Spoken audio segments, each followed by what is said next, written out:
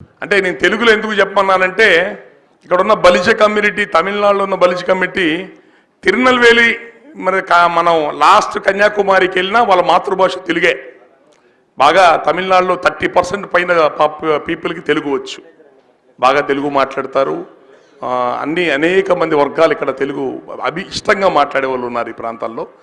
కాబట్టి మాకు ఎక్కడ లాంగ్వేజ్ ప్రాబ్లం రాలా తమిళనాడులో మాకు ఎప్పుడు కూడా. రైట్. దాసర్ రాము, తెలగ బలిజ కాపు జేఏసీ.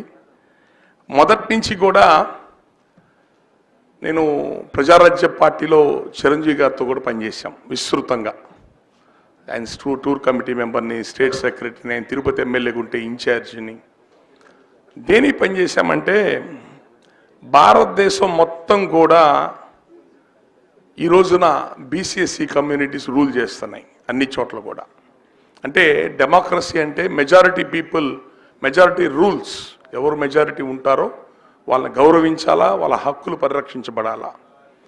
ఆ విధంగా దేశంలో జరుగుతున్న ఈవెన్ ప్రధానమంత్రి గారు కూడా ఒక బీసీ కమ్యూనిటీ. గాండ్ల క్యాస్ట్, తెల్లకుల కంటే నూనె ఎక్స్ట్రాక్ట్ చేస్తారు, ఆ కమ్యూనిటీ నుంచి వచ్చారు ఆయన. ఒక ఆంధ్ర నన్ను ఎవరు మాట్లాడద్దు ప్లీజ్, ఎవరు మాట్లాడదు. ఆంధ్ర అండ్ తెలంగాణ ఈ రెండు రీజన్స్ అంటే ఇప్పుడు డివైడ్ అయింది అనుకోండి. ఈ రెండు రీజన్స్కి వచ్చిన బాధ ఏంటంటే ఒక్క 2-3 కమ్యూనిటీస్కే పవర్ వాళ్ళ చేతుల్లో ఉంటుంది, మిగతా వాళ్ళు ఎవరి చేతులు అంటే ఆ కమ్యూనిటీస్ నేనేం అనట్లా, మిగతా కమ్యూనిటీస్కి ఎక్కడ కూడా పేరుకే పవర్. ఇప్పుడు మా వైఎస్ఆర్సీపీ జగన్మోహన్ రెడ్డి గారి పార్టీ తీసుకోండి, చాలామంది ఎమ్మెల్యేలు ఉంటారు, మంత్రులు ఉంటారు, కార్పొరేషన్స్ ఉంటాయి, అన్ని చాలా పోస్టులు ఉంటాయి. వాళ్ళు ఎవరికి నిర్ణయాత్మకమైన అధికారం ఉండదు. పైన పార్టీ ప్రెసిడెంటో సీఎంఓ ఏది చెప్తే అది వినాలి అంతే. సీఎం గారి అపాయింట్మెంట్ కావాలంటే బొత్స సత్యనారాయణ గారు లాంటి రాజశేఖర రెడ్డి రైట్ హ్యాండ్ ఉండి సీఎం స్థాయికి వెళ్ళిన మనిషి బొత్స సత్యనారాయణ గారు జగన్మోహన్ రెడ్డి గారిని కలవాలంటే 4 రోజులు వెయిట్ చేయాలా.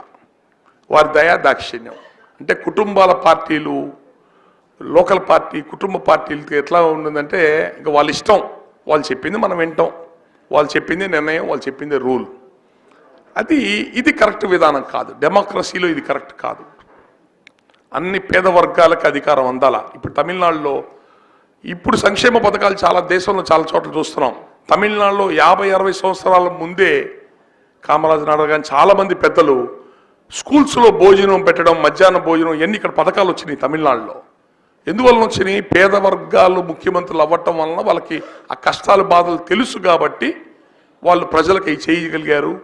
తమిళనాడు ఈరోజు అన్ని రంగాల్లో అభివృద్ధిలో బ్రహ్మాండంగా ముందుకు పోతుంది. పెరియార్ రామస్వామి నాయకర్ మైసూరు నుంచి వచ్చిన వాళ్ళు ఈరోడ్ రామస్వామి నాయకర్ అంటారు. ఆయన తీసుకొచ్చిన సోషల్ మూవ్మెంట్, అంబేద్కర్ గారిని కూడా కూర్చోబెట్టి ఒక ఎస్సీలకే కాదు పేద వర్గాలైన బీసీలు కూడా ఓబీసీ రిజర్వేషన్స్ ఉండాలని చెప్పని తీసుకొచ్చిన వ్యక్తి పెరియార్ రామస్వామి నాయకర్ ఫ్రమ్ తమిళనాడు. దేశమంతా ఈరోజు ఓబీసీ రిజర్వేషన్స్ ఎంజాయ్ చేస్తున్నాయి అంటే పెరియార్ రామస్వామి నాయకర్ తీసుకున్న బాధ్యత.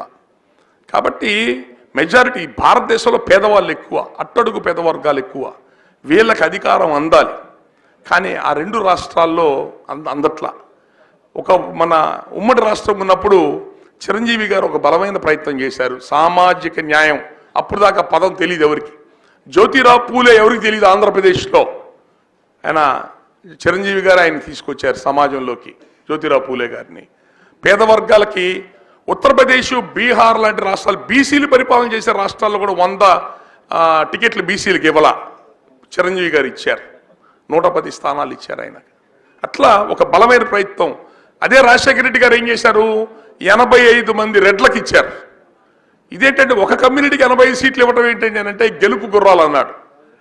ఈ మాత్రం గెలుపు గుర్రాలు చిరంజీవి చూసుకోలేడా? ఆయన ఎందుకు పేదలకు ఇచ్చారు టికెట్లు? పేద వర్గాల అభివృద్ధి చెందాలని చెప్పని. లాస్ట్ టైం పవన్ కళ్యాణ్ గారి టికెట్స్ ఇచ్చిన దాంట్లో ఎంతమంది యువత ఉన్నారు తెలుసా? ఎంతమంది చిన్న చిన్న వ్యాపారాలు చేసుకునే వాళ్ళు ఉన్నారు.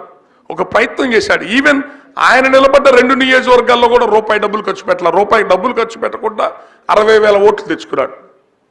ఎంతమంది చెప్తున్నా సార్, గాంధీ, అంబేద్కర్ లాంటి వచ్చి నిలబడ్డా ఓడిపోతారు సార్ డబ్బులు పెట్టకపోతేనంటే, నేను ఓడిపోయిన పర్వాలేదు కానీ డబ్బులు పెట్టనని చెప్పన్నారు పవన్ కళ్యాణ్ గారు. అంటే అధికారమే పరమావధి. అధికారాన్ని చేరుకోవటానికి ఎలాంటి తప్పుడు మార్గాలను వెళ్ళి ముందు అధికారం సంపాదించాలా, ఎన్ని కోట్లైనా పోసి అధికారం తెచ్చుకోవాలా, తర్వాత 1000 కోట్లు దోపిడీ చేయాలనే ఈ రోజుల్లో ఉన్న వ్యవస్థలు, ముఖ్యంగా సదరన్ ఇండియా, సౌత్ ఇండియాలో డబ్బులు లేని రాజకీయాలు లేవనే రోజుల్లో చిరంజీవి గారు కానివ్వండి, పవన్ కళ్యాణ్ గారు కానివ్వండి, ఒక మార్పు కోసం ప్రయత్నం చేశారు. చిరంజీవి గారు చేసిన ప్రయత్నం ఆ రోజున ప్రజలు ఎవరు కూడా సోషల్ మీడియా లేదు, అధికారం అనుభవించిన వాళ్ళు టీవీలో ఏది చెప్తే అది వినాలా, ఏం జరుగుతుంది ఎవరికి ఏం తెలియదు, అనేక దెబ్బలు, ఆటుపోట్లు, వెన్నుపోట్లు అనేకం జరిగినాయి ఆ రోజున. అందువలన ప్రజలకు కూడా అర్థం చేసుకునే స్థితిలో ప్రజలు లేరు ఆ రోజున. సో 15-20 సీట్లు గెలిచామంటున్నారు, 50 సీట్లు 500 నుంచి 1000 ఓట్లు 2000 ఓట్లతో ఓడిపోయారు చిరంజీవి గారు ఆ రోజున. అది మరి ఆ రోజు ఆ పార్టీ నిలబెట్టుకోలేకపోయాం. చిరంజీవి గారితో ఆయన కాంగ్రెస్తో మెర్జ్ అయిన తర్వాత కాంగ్రెస్ పార్టీ రిక్వెస్ట్ చేస్తే నేను చిరంజీవి గారితో తమిళనాడు ఎలక్షన్స్ తిరిగాను, చిరంజీవి గారితో కర్ణాటక ఎలక్షన్స్కి వెళ్ళాను, ఆయనతో ఎక్కడికి వెళ్ళినా బ్రహ్మరథం పట్టారు. కొన్ని చోట్ల సీట్లు గెలిచారు కూడా, చాలా చోట్ల. హోసూరు, తమిళనాడు హోసూరు లాస్ట్ బార్డర్ బెంగళూరు దగ్గర ఉంటుంది, గోపీనాథ్ యాక్చువల్గా ఓడిపోతాడు కాంగ్రెస్ పార్టీ తరఫున. ఆ రోజు చిరంజీవి గారు చేసిన ఒక్కరోజు క్యాంపెయిన్తో ఆయన ఎమ్మెల్యే అయ్యాడు గోపీనాథ్, ప్రతిపక్ష నేత కాంగ్రెస్ పార్టీ తరఫున తమిళనాడు అసెంబ్లీలో ఓపెన్గా చెప్పాడు, ఆ రోజు చిరంజీవి గారు వచ్చి చేసిన ప్రచారం వల్ల నేను బయటపడ్డానని. అంటే అంత మంచి ఇమేజ్ కలిగిన వాళ్ళు చిరంజీవి గారు కానీ పవన్ కళ్యాణ్ గారు కానీ. మళ్ళీ ఇప్పుడు ఈ రోజున అదే ఆశయాలతో పవన్ కళ్యాణ్ గారు బలమైన ప్రయత్నం చేస్తున్నారు. యువతని ఎక్కువ మందిని సమాజ సేవలో బయటికి తీసుకురావాలా, రాజకీయాల్లోకి తీసుకురావాలా, యువతని విలువలు కలిగిన వాళ్ళతో రాజకీయాలు చేయాలని ఒక మంచి ఆలోచనతో పవన్ కళ్యాణ్ గారు బలమైన ప్రయత్నం చేస్తున్నారు. ఆల్రెడీ ఆయనకి పోయినసారి లాస్ట్ ఎలక్షన్స్ అప్పుడు నాకు మన చెన్నైలో, నేను తమిళనాడు అంతా, నేను 5 రాష్ట్రాలకు అధ్యక్షుడిగా మొత్తం కర్ణాటక, తమిళనాడు, కేరళ అన్ని తిరుగుతుంటాను. తమిళనాడులో ప్రతి ఊరు అనుబంధమే నాకు, నేను చెన్నై రెగ్యులర్గా వస్తుంటాను, పెద్దలందరూ కలుస్తుంటారు. లాస్ట్ ఎలక్షన్స్ అప్పుడు కూడా జనసేన పార్టీకి ఇక్కడ మా సురేష్ గారు మిగతా వాళ్ళ టీం అంతా కూడా విస్తృతంగా అటు ఆర్థిక సహాయమే కాకుండా మళ్ళీ అవసరమైతే వాళ్ళ ఊర్లకు వెళ్ళి పనిచేసి ఎలక్షన్ టైంలో, లేకపోతే కనీసం పాంప్లెట్లు వీళ్ళే సొంతంగా పాంప్లెట్లు కొట్టించి పక్కనున్న ఆంధ్ర మన తమిళనాడు బోర్డర్లో ఉన్న సుల్లూరుపేట, అటు సచివేడు కాన్స్టిట్యూన్సీ, ఆ ఊర్లకు వెళ్ళి ఇంటింటికి వెళ్ళి పాంప్లెట్లు పంచారు జనసేన పార్టీ. ఎవరు అడగలా వాళ్ళని చేయమని, కానీ వాళ్ళు స్వచ్ఛందంగా చేశారు. మళ్ళీ ఈ రోజున ఎలక్షన్స్ దగ్గరికి వచ్చినాయి కాబట్టి మళ్ళీ వీళ్ళు తమ్మినాయుడు గారు, మన వాళ్ళు పెద్దలందరూ కలిసి కూర్చొని మాట్లాడుకొని ఒక కన్స్ట్రక్టివ్గా ఈ 2 నెలలు 3 నెలలు పనిచేద్దాం అందరం కలిసి. పార్టీకి మన చేతనైన సహాయం మనం పవన్ కళ్యాణ్ గారికి జనసేన పార్టీ చేద్దామని అందరూ కలిసి ఒక బాధ్యత తీసుకొని ఒక చెన్నై చాప్టర్, జనసేన చెన్నై చాప్టర్ తరఫున ఒక బలమైన గెట్ టుగెదర్ ఒకటి ఏర్పాటు చేశారు. నాన్న అడ్డం పెట్టు, అది బలమైన కార్యక్రమం ఏర్పాటు చేశారు. ఇది ఏర్పాటు చేసి మళ్ళీ మన ఆంధ్ర ప్రాంతం నుంచి పెద్దలు, జనసేన పార్టీలో కీలకమైన బాధ్యతలు ఉన్న పెద్దలందరినీ కూడా, మమ్మల్ని అందరినీ కూడా ఈ కార్యక్రమానికి ఇన్వైట్ చేయటం చాలా సంతోషం. ఈ 2 నెలలు 3 నెలలు సీరియస్గా బాధ్యత లీడ్ తీసుకోండి. మీరు ఇక్కడ చాలామంది ఇక్కడ ఉద్యోగాలు, వ్యాపారాలు చేస్తున్నారు, సెలవు పెట్టి ఒక వారం రోజులు మీ నియోజకవర్గాలకు వెళ్ళి పనిచేస్తారా ఎలక్షన్స్ అప్పుడు? ఫైనాన్షియల్గా పార్టీకి ఏమైనా సపోర్ట్ చేస్తారా? లేదు బార్డర్లో ఉన్న ప్రాంతాలకు వెళ్ళి ఒక 2-3 రోజులు వెళ్ళి పనిచేస్తారా? ఎలా చేస్తే బాగుంటుంది అంటే ఎవరికోళ్ళు సొంతంగా చేయబాకండి, ఒక అందరు కలెక్టివ్గా కూర్చొని అబ్బాయి ఎవరెవరు ఎట్లా చేద్దాం అని వర్క్ని షేర్ చేసుకొని ఒక కన్స్ట్రక్టివ్గా హెడ్ ఆఫీస్తో, జనసేన ఆఫీస్ కేంద్ర కార్యాలయంతో టచ్లో ఉంటూ ఇక్కడికి వచ్చారు పెద్దలు, జనసేన సంబంధించి ముఖ్యులు, వాళ్ళతో కోఆర్డినేట్ అవుతూ మీ చేతనైనంత వరకు జనసేన పార్టీ ఒక మంచి ఆలోచనలతో సమాజానికి మంచి చేద్దామని ముందుకు వచ్చిన పార్టీకి అండగా నిలబడమని, ఆ పార్టీ జనసేన పార్టీ బలంగా ఉంటే 70 ఏళ్ళ నుంచి చాలా కోల్పోయాం మనందరం కూడా. రాజ్యాధికారం, అనేక వనరులను కోల్పోయాం. అలా ఒక కొత్తగా ఎన్ని పార్టీలు, పేద కులాల నుంచి ఎన్ని పార్టీలు వస్తే అంత మంచి జరుగుతుంది సమాజానికి. నియంత పోకడ మోనార్కిజం ఎక్కడ ఒక్క చోట ఉండకూడదు, మోనోపోలీ ఉండకూడదు. 4-5 ఉండాలా, 4-5 ప్లాట్ఫామ్స్ ఉండాలా.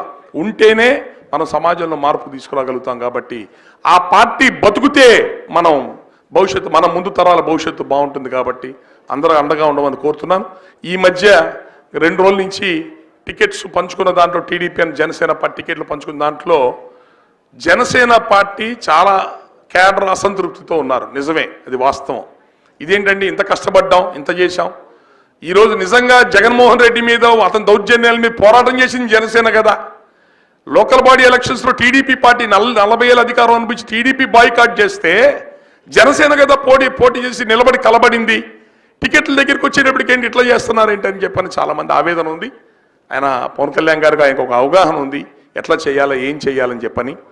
ఇటు టీడీపీ ఒక 50-60 కోట్లు పెడుతున్నారు, అటు వైసీపీ 100 కోట్లు, నియోజకవర్గానికి 100 కోట్లు పెట్టడానికి వాళ్ళు సిద్ధంగా ఉన్నారు. రేపొద్దున ఎమ్మెల్యేలు తగ్గితే ఓ 20-30 ఎమ్మెల్యేలను కొనడానికి ఒక 10,000 కోట్లు పక్కన పెట్టారు, డబ్బులు పక్కన పెట్టారు. ఆంధ్రప్రదేశ్లో జరిగే ఎలక్షను భారతదేశంలో ఎక్కడ కూడా ఇంత భయంకరమైన దౌర్జన్యపూరితమైన డబ్బు ఖర్చుతో కూడుకున్న దుర్మార్గమైన ఎలక్షన్ ఇంకెక్కడ జరగదు. ఆంధ్రప్రదేశ్లో జరగబోయే ఎలక్షన్, ఇలాంటి ఎలక్షన్ని డబ్బులు ఖర్చు పెట్టకుండా విలువలతో మేము రాజకీయాలు చేస్తామంటే కుదరదు. అందుకనే పవన్ కళ్యాణ్ గారు బలమైన పార్టీలు కలుపుకొని ముందుకు వెళ్ళాలా, నేషనల్ పార్టీని లోకల్గా ఉన్న బలమైన పార్టీలు ముందుకొని వెళ్తేనే మనం ముందు బయటికి రాగలుగుతాం అన్న ఆలోచనలో ఆయన ఉన్నట్టున్నారు. ఆయన కనీసం ఆయన ఒక 20 మంది ఎమ్మెల్యేలతో ముందు ఆయన అసెంబ్లీలోకి వెళ్తే పార్టీ సర్వే అవుతుంది, పార్టీ నిలబడుతుంది, ప్రజా సమస్యల మీద పోరాడతాము, నా పార్టీ బలపడి ముందుకెళ్ళే అవకాశాలు ఉంటుంది. అదే ఆలోచనతో ఆయన వెళ్తున్నాడు. ఆయన కూడా షేరింగ్లో ఆయనకి న్యాయబద్ధంగా రావాల్సిన టికెట్స్ ఆయనకి రావాలి. ఎందుకంటే పార్టీకి చాలామంది పనిచేస్తున్న వాళ్ళు ఉన్నారు, వాళ్ళందరికీ న్యాయం జరగాలి కాబట్టి అవి అలాంటి విషయాలు కూడా ఆయన జాగ్రత్తగా చూసుకుంటారు, ఇబ్బంది ఏమి లేదు. ఒక మంచి ఆలోచనతో వెళ్తున్నాడు కాబట్టి మనందరం కూడా ఆయన ఒక మంచి స్టార్డమ్ గల మనిషి, అన్ని వదులుకొని వచ్చి సమాజానికి ఏదో చేద్దామని కష్టపడుతున్నాడు. ఆయనకు అన్నీ ఉన్నాయి. తమిళనాడుకు వచ్చిన క్రేజ్ ఉంటుంది, కర్ణాటక పోయిన క్రేజ్ ఉంది, ఆయనకు అన్ని చోట్ల ఉంది. ఆయన తెలంగాణ పోయిన క్రేజ్ ఉంది. మన తెలంగాణలో టీడీపీ పార్టీతో మాట్లాడాల, బీజేపీ జనసేనతో మాట్లాడి పొత్తు పెట్టుకుంది అంటే అక్కడ కూడా బలం ఉన్నట్టే కదా, ఉన్నాయి. కానీ ఆయన సమాజానికి ఏదైనా చేద్దాం తపంతో ఉన్నాడు.